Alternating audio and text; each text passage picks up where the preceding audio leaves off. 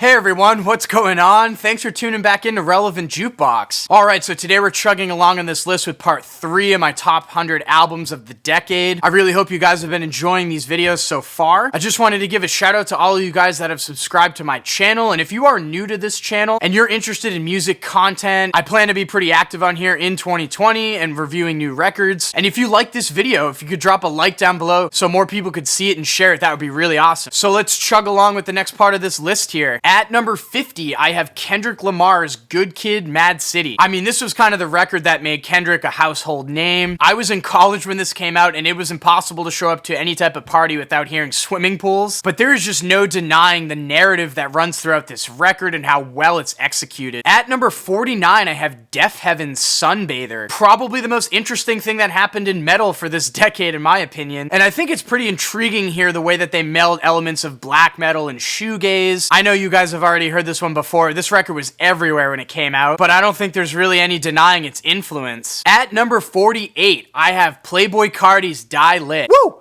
Woo! Woo! Woo! Say what you want about this record, but I love this thing. Earworm bangers galore on here. And I mean, if I had to sum up the SoundCloud era of this decade, I think this is the best one that came out. At number 47, I have Street Sects End Position. Now, here's a record that absolutely seared my face off when I listened to it. It is an absolutely intriguing blend of like hardcore, industrial music, power electronics, and is one that's gonna punch you right in the face. Speaking of records that will punch you in the face, at number 46, I have Prurient's Frozen Niagara Falls. I mean, this record here texturally is one of the most interesting that came out this decade, I think. The way that they blend in elements of electronic and power electronics on here is just absolutely flawless, and certainly one of the weirder experiences I had this decade. At number 45, I have Grimes' Visions. Yeah, this is still the best Grimes record in my opinion. It does have all of her best tracks on here, and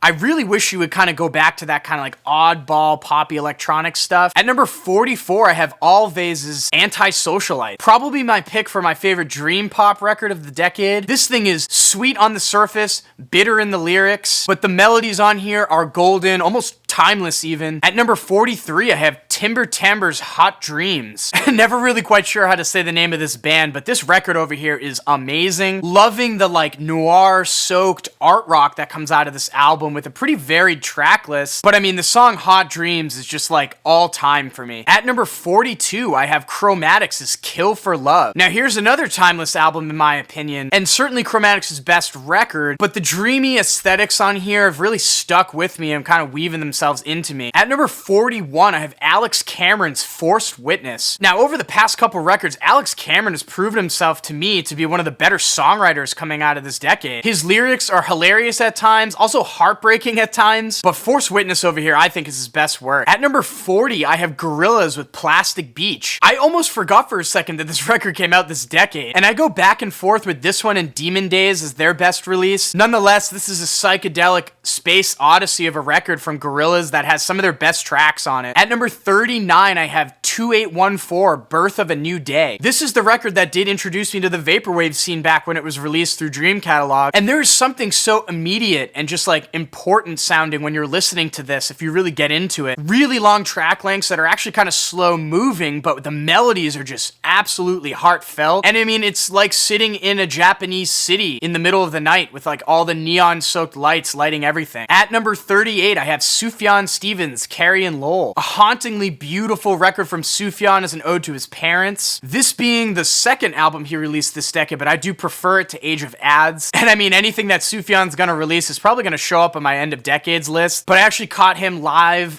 when this was released on the tour, and seeing the end of Blue Bucket of Gold just like kind of it blew my mind. At number 37, I have the 3-hour epic jazz record from Kamasi, Washington, The Epic. I think this is the best jazz record that came out this decade, no denying its greatness. Kamasi Washington is a phenomenal saxophone player, and if you get the chance to see him live, his whole band is just so powerful and huge. At number 36, I have Destroyer's Kaputt. I think this is the best Destroyer record, and a really solidly written one at that. And over time, I mean, the lyrics on this record just seem to kind of really resonate with this generation, I think. At At number 35, I have Mount Erie's A Crow Looked at Me. I mean, this one hit me right in the gut when I heard it and is easily one of the more haunting music experiences I had this decade, if not ever. This isn't necessarily a record I suggest to everyone, even if you are a Mount Erie fan, because the subject matter of him dealing with the loss of his wife on here is really vivid and graphic, but no doubt one of the most impactful records I had heard in a very long time. At number 34, probably my favorite ambient album of the decade, Tim Hecker's Virgins. I kind of went back and forth between Raven Death and this one, but this was the record that really got me enamored with Tim Hecker back when it dropped. And I mean, the way he's able to kind of like shape shift sounds and focus of his tracks without really noticing it is pretty amazing to me, and I just love this record. At number 33, I have Iceage, Plowing into the Field of Love. The array of influences that they bring together on this record is done so expertly well, and I mean, the vocalist is one of the more memorable that I could recall from this whole decade, but the performances on this thing are just absolutely fantastic. At number 32, I have Sophie's Oil of Every Pearl's Uninsides. Sophie, I think, is one of the more forward-thinking producers in the electronic world nowadays, and this record here is easily all of her best work encompassed in one. This thing ranges from like stunningly beautiful, like alien-like ballads to like some of the most pummeling and chaotic, almost robotic industrial electronic music. At number 31, I have Nails, Unsilent Death. Now, hardcore is a genre that I haven't really been too knee-deep in a long time, and I mean, when Nails dropped this record, Unsilent Death, in my opinion, it kind of put a stamp on like the most extreme and just heavy-sounding hardcore music I'd ever come across. And